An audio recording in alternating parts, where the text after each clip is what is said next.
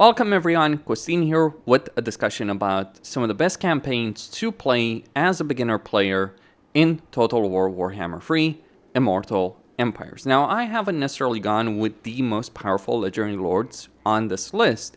Rather, I've gone with Legendary Lords that I think would be a really good fit for someone starting the game fresh.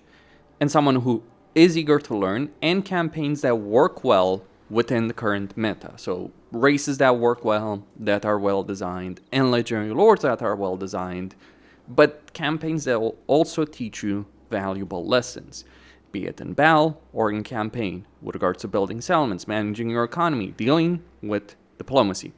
So at number 5, it is Morathi of the Dark Elves, not the High Elves. Tyrion is a really good campaign. If you think about the High Elves, he's a really good campaign to learn some of the basics, but I wouldn't really say the High Elves are good for beginner players, because certainly they're a good race, a powerful race in a lot of ways. But the thing is, the way the High Elves are designed, I wouldn't necessarily say it's conducive for someone who's eager to learn the game. It can be easy enough to handle Tyrion's campaign, but that's kind of the problem. If there's no challenge whatsoever, regardless of the difficulty you're playing on, if there's nothing to strive for, and if your campaign is very safe, especially on lower difficulty levels, that is not a good learning experience. So at number 5, it is Morathi. Dark Elves are a really good race in Warhammer 3. They're one of the best races in Warhammer 3. They have a variety of units and heroes that are easily accessible. They have a good economy, good growth of that economy, and their own unique campaign mechanics with Black Ark. So there's a lot of things to like with regards to Dark Elves. And on top of that, with the exception, this notable exception of the High Elves, the Dark Elves actually do get along reasonably well with many races on the campaign map. The way diplomacy works is that if you're dealing with a minus 100 version, that is a trouble spot. But if you're only dealing with, say, minus 40 version, minus 10, minus 60, that is something that you can manage from a diplomatic standpoint with regards to a campaign. And this is where Dark Elves shine. They're not well liked necessarily, but they can handle diplomacy. So one of the incentives that you realize when you're playing a Dark Elf campaign is that you're incentivized to actually play that diplomatic game. In Morathi's campaign in particular, because you have Astankia, you have Mazdamundi close enough to you, you have a variety of legendary lords. You can choose to fight those legendary lords, to be sure, but you can also choose to make them your allies, make them some of your most trusted allies with regards to a campaign, and really get a significant amount of power in said campaign. You're also incentivized to deal with the unique currency of the Dark Elves, which is slaves, by sacking or looting and occupying settlements. Sacking settlements is generally the better option from a public order standpoint, because if you're going to loot a settlement, chances are you're going to trigger a rebellion. So it's generally better to sack a settlement. But remember, when you sack a settlement, you reduce the level of that particular settlement by 1, and then when you occupy it, it's also going to be reduced by 1 as well. So there are some downsides to deal with over here with regards to Dark Elves. So you do have some limitations that you're going to have to tackle when you are playing a Dark Elven campaign, and that I think is one of the great things with regards to them. They are not overwhelmingly strong. What makes them strong is if you play them decently well. So this incentivizes you as a player to figure that out. There's a lot of things to figure them out. When I started playing Dark Elves in Warhammer 3, it is a vastly different experience than where I am right now. And I think that is what makes a race or a campaign really good for beginner players. Something that, seems simple on a surface level, but actually has a lot more complexity. Easy to play, hard to master. This is the part where I think Dark Elves really shine, and in particular shine against the High Elves, because High Elves, they're easy to play, they're not necessarily hard to master, because their early mechanics are so powerful that you don't necessarily need to master them effectively. Whereas Dark Elves, if you want that level of power, if you want Black Arcs, if you want diplomacy, you have to go out there and learn it, and that to me makes them a really good campaign to pick up for beginner players. And I think for Dark Elves, Morathi just has flat out the best Dark Elven campaign, though other people would argue it's not necessarily Morathi, it's either Malekith or Lokir. Certainly Lokir has a lot going for him over here in Cathay.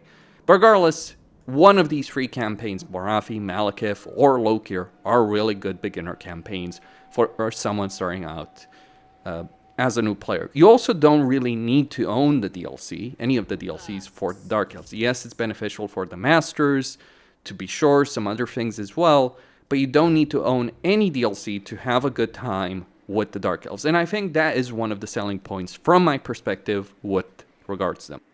And number 4, it would be Queek, head taker of the Skaven, or just in general a Skaven campaign, though then you run into the discussion about Ikeclaw over here in Skaven Blight, or Clan Mulder over here in Hellpit. And I don't think either Fraught or Ikeclaw are good campaigns for beginners. They're certainly very powerful Legendary Lords with their unique mechanics, and that's good, but the problem is, beyond the fact that they're paid DLC Lords, which, yes, it is something that I'm factoring in with regards to these campaigns, so not necessarily a deal breaker.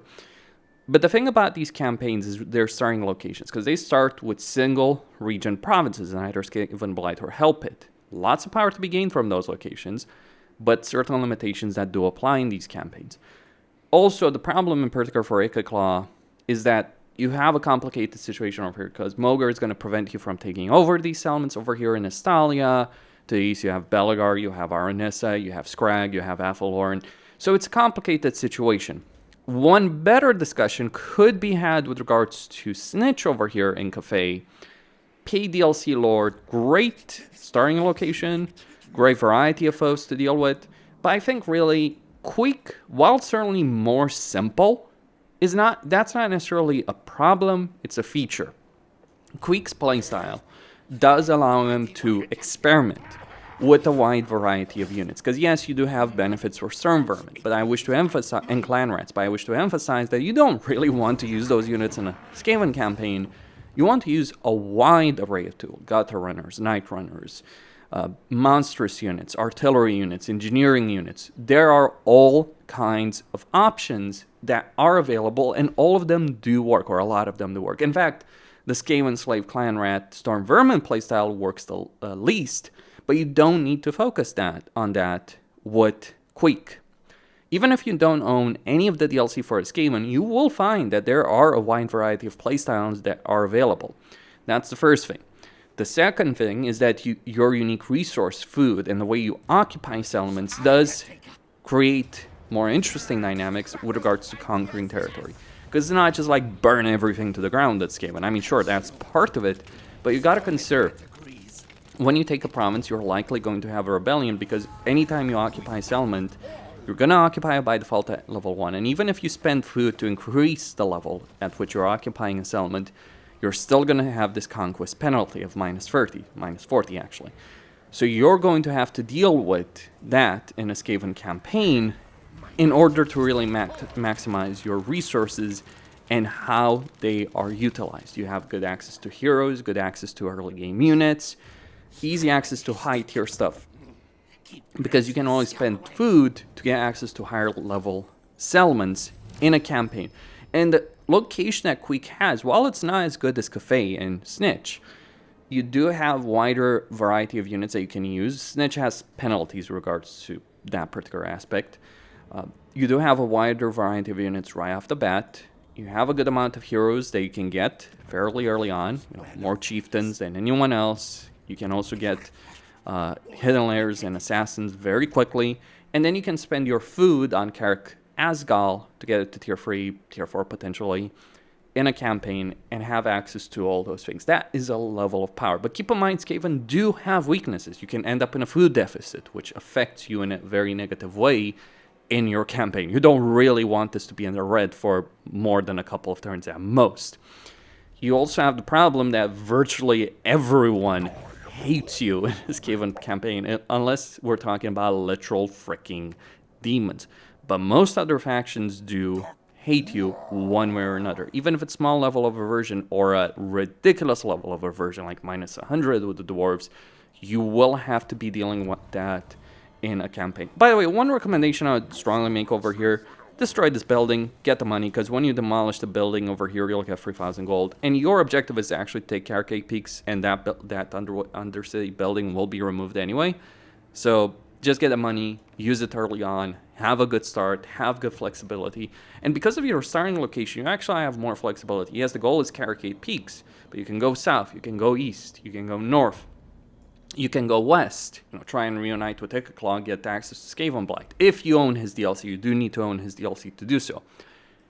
But there are a wide variety of choices that you can make in this campaign. And while I understand it can feel overwhelming at times for a new player to have this amount of choice, but in reality, you have a simple path set before you buy the game, but you also have the ability of choosing many other paths. This is what I mean, easy to play, hard to master. Because if you're playing a Queek campaign on a high level, you understand those choices and options and what works and what doesn't. But if you're playing him as a newbie, then you can just follow that normal path and it will work. I think this is what really sets this campaign apart. It's not just being overwhelmed with choice, which by the way is a problem with Snitch. It's having a clear path that works, but having many other paths that also work in this campaign that does set it apart in quite a few ways. At number 3, it is the Vampire Counts, under Heinrich Kemmler. Why not Vlad? Well, certainly Vlad is a really good campaign as well. Though maybe one that's a bit too strong, because Vlad is a monster in battle. He can wipe out entire armies on his own, and he has a bunch of heroes that he can access very quickly in his campaigns that also trivialize his campaign in a lot of ways. Yes, there is such a thing as being too strong that you trivialize the game and you're not learning anything through it. So Vlad is a really powerful choice, a really good choice, has a lot on offer, but maybe just a bit much. Another thing has to do with climate. Kemmler just has better climate because he has mountain, whereas Vlad doesn't. And there's quite a few mountains around the Empire that you're going to be dealing with. But furthermore, one of the benefits with the Vampire Counts is that while quite a few factions do dislike you, very few universally hate you. And that is actually a substantial benefit because it gives you, again, diplomatic choices and flexibility that you would lack in other campaigns. Kemmler in particular, he gets a 30 diplomatic relations with Chaos factions. But on top of that, because of the inherent benefits that vampires get through the Lamian bloodline, for instance, and also for research over here, which one was it? This one over here, the noble houses, you can actually mitigate the issue of aversion. So you can pick and choose who you're going to ally, how you're going to ally them, and go even further. Because one of the benefits that Vampire Counts do have is that they can vassalize factions through diplomacy. And that means you take a territory, usually that's the easiest way of doing it. You take some territory, you build some barracks, like just get rid of this, for instance.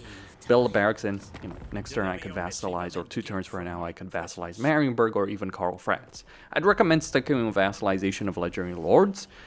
But absolutely, that gives you a ton of flexibility and gives you allies. Now, I'm not a big fan of vassalization through subjugation, which is something Warriors of Chaos can do or Nakari can do. That's one of the reasons Warriors of Chaos aren't on this list. But being able to do it with diplomacy gives you so much flexibility on the campaign map and helps you learn to deal with the diplomacy aspect as you should. So that is a great tool. Another thing to be said about the Vampire Counts, beyond the fact that they have a good amount of heroes you can pick. While you don't have the best hero capacity of any race, you do have a good economy, a good level of growth, and you have pretty good capabilities on the campaign map. More importantly, though, and one other reason beyond the diplomacy aspect is you have the raise dead mechanic. This is very useful for new players in particular because it gives you access to all kinds of units in a campaign. Like you can get every single unit from the entire Vampire Counts roster through the Raise Dead mechanic. And that is very powerful. But beyond that, it's useful because it allows you to experiment with different units, infantry, cavalry, monster units. It's all available. The way you gain Raise Dead is you fight a massive battle, preferably outside of a settlement. You fight a massive battle, and you'll have the piles of corpses from which you can resurrect units. There's even benefits to give you higher quality units, like for instance, you have the ability of getting bloodlines, and one of the benefits here is for the Blood Dragon bloodline, it gives you raised that pull capacity for Blood Knights, which are the best cavalry units that the Vampire Counts have, and one of the best cavalry units flat out in the game. But here's the thing. This is not just free power. These units cost to recruit, to maintain, so you run the risk of running out of money early on in the campaign. And I think that is an important lesson for people to learn. How do I recruit good armies, but also don't break my economy in the process? Diplomacy is part of it, vassalization, tribute, all that.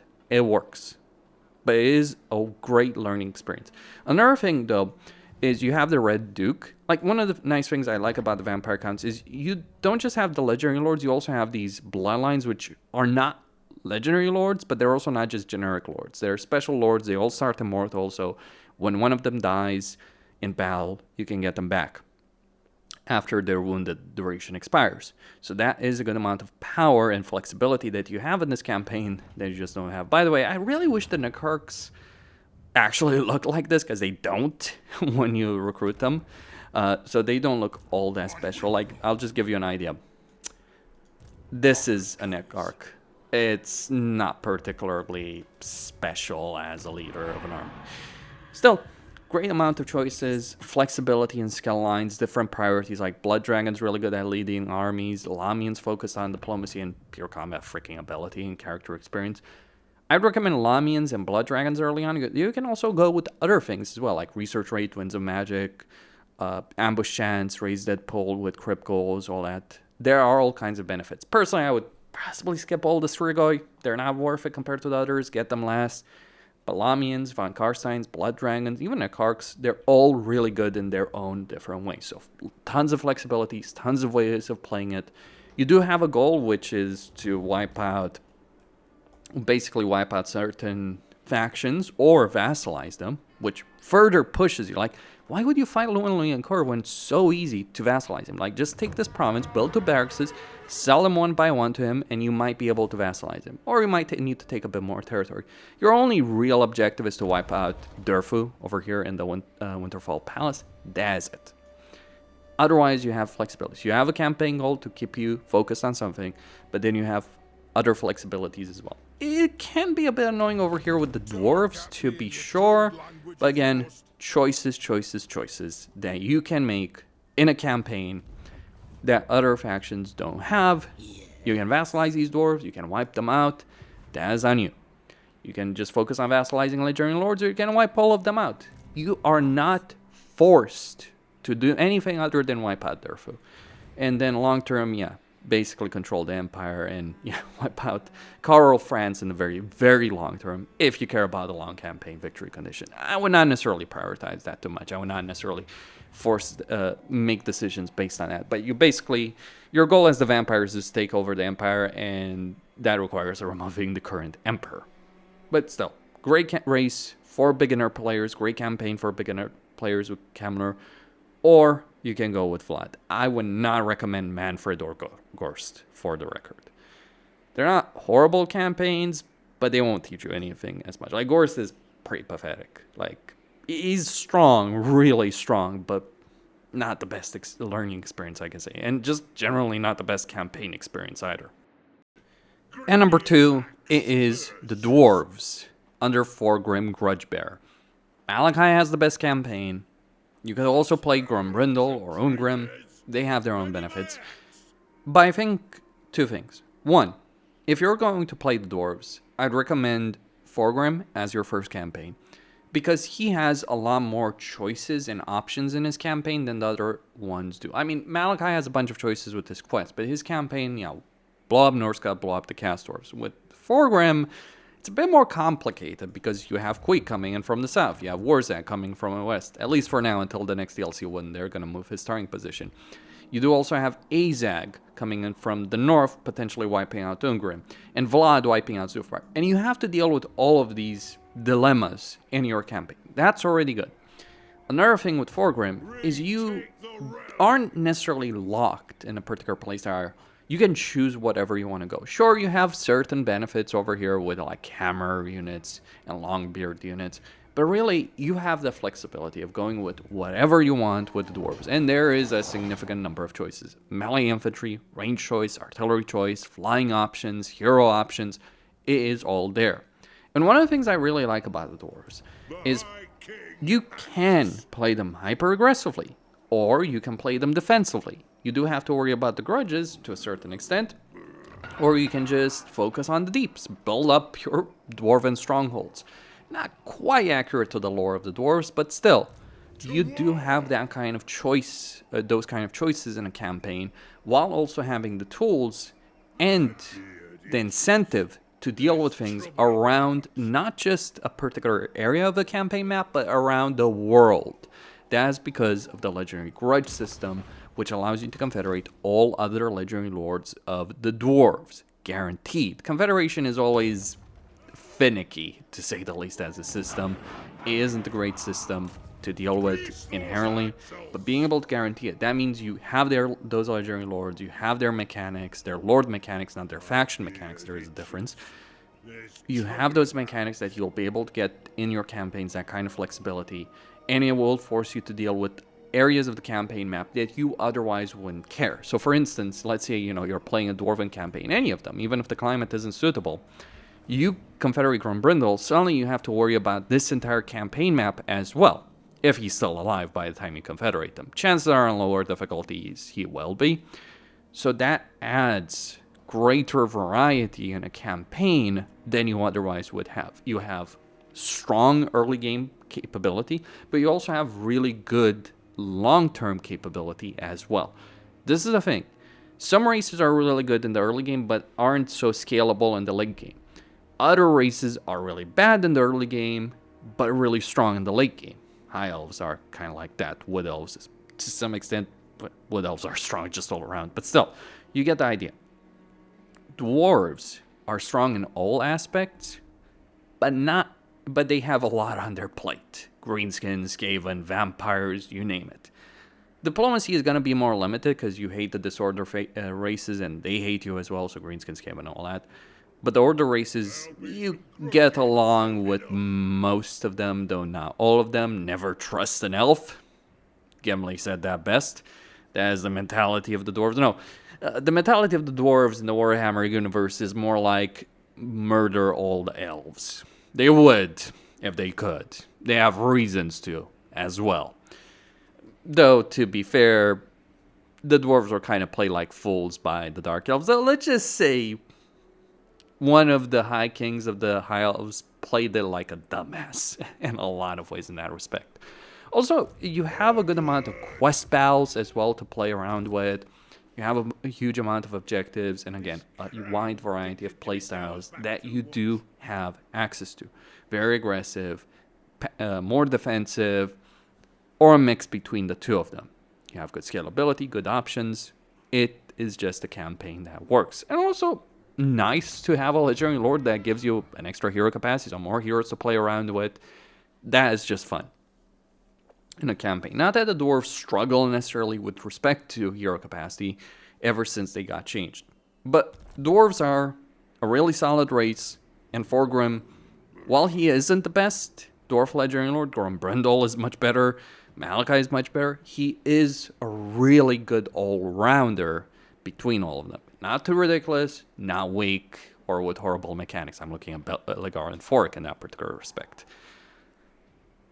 And that is something that's not necessarily the case with even legendary lords on this list. Having good all-rounder choices. Not something so ridiculously strong that you break the game, but not something that's going to cause you to pull your hair out.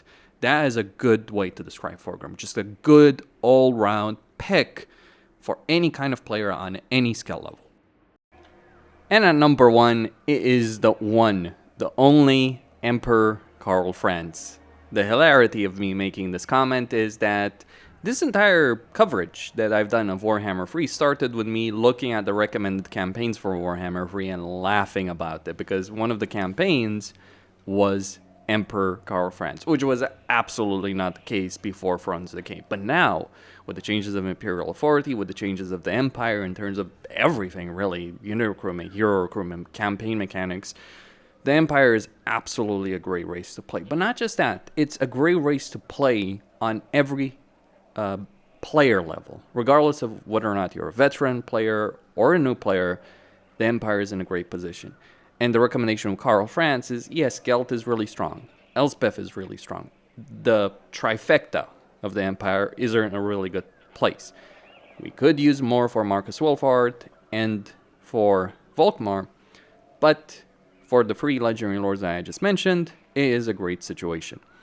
But I recommend Karl Franz because of his focus on diplomacy, his campaign mechanics, and if you're looking to play an Empire campaign, I think it is very thematic to have a campaign of the Empire where you care about just the well-being of the Empire as a whole. Not necessarily every single elector count, but the overall state of the Empire.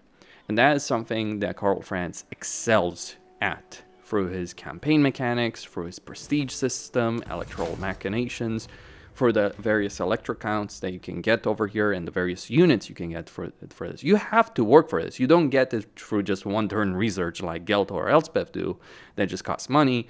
You have to actually control these elector counts. And I think this incentivizes you to get outside your comfort zone and do things that you wouldn't otherwise do. It is certainly a campaign that's only focused on a geographic area, so that is, you could say, a bit of a downside, but at the same time, it is clearly always been the intent of Creative Assembly for this to be a beginner campaign, like the fact that you have to deal with the Empire Secessionists from the beginning, all that. It is a great situation.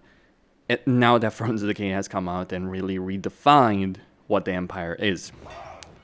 And while you are limited in terms of diplomacy on a focus with the races of order, which is very appropriate for the Empire, but it is a really strong focus with the Conclave of Light, for instance, which is much better than the High Elven Influence system, I would have to say. Prestige is just a better system than Influence, which is kind of funny because it's based on Influence, but clearly the Empire's gotten an update, the High Elves haven't, so the Empire is, at the moment, until Creative Assembly does release a new High Elf DLC, or some kind of racial update, the Empire is in a better state. And one of the things I would say about the Empire, whether or not you own DLC or not, they have a great cast of heroes and lords to lead armies, to support armies. So even generals of the Empire are useful at the moment. They have good traits, they have good abilities for you to use, either focus on their own prowess in battle or focus on their armies. So they get it done. Good amount of quest battles, very thematic ones as well. Not as much as Thorgrim, but still. You do have your work cut out for you in a Karl Franz campaign. Like the simplest focus in a campaign is, yeah, wipe out Kemmler and Vlad. But the bigger focus is worry about the Empire. But on top of that, you do have a lot more choices. Like, how do you deal with Norska? How do you deal with the Bretonnian situation? How do you deal with things across the sea? Because eventually, you can confederate all the other Imperial Legendary Lords for certain through unification. Once you upgrade it in the research tree over here through the Emperor of the Empire research. Very appropriate over there. Certainly some things could be improved, like the research tree, I would say could be improved, but just the fact that you have infantry, range units, artillery units, cavalry units, plenty of heroes. You don't have flying units like the Dwarfs have, but you certainly have the cavalry aspect, and that is a great thing. So you have a wide variety of units that do work, do get the job done, a wide variety of heroes, again, even if you don't own the DLC. The only thing you don't get if you don't own the DLC is the engineer. And the main purpose of the engineer, I would dare say, is the campaign movement range, really, and some range benefits as well. Or some really powerful range benefits. But still, this is a good learning experience. Focus campaign, lots of choices and flexibility. Not as much as some of the other lords on this list, but it's still in a very solid state of affairs of a campaign that you can really sink your teeth into as either a new player or a veteran player. Costin, signing out. Don't forget to subscribe, like, and enable notifications, and stay tuned for more. And let me know, how should I tackle the opposite of this list? Because I'm tempted to make an opposite list. Should I just include the worst legendary lords because their races are horrible or their campaigns are horrible? Or should I focus on legendary lords that are good but aren't necessarily the best experience for a beginner player, either because they're too easy or, yeah, just they're too easy or they're too broken in some way, shape, or form. Let me know what you guys think about that. And stay tuned.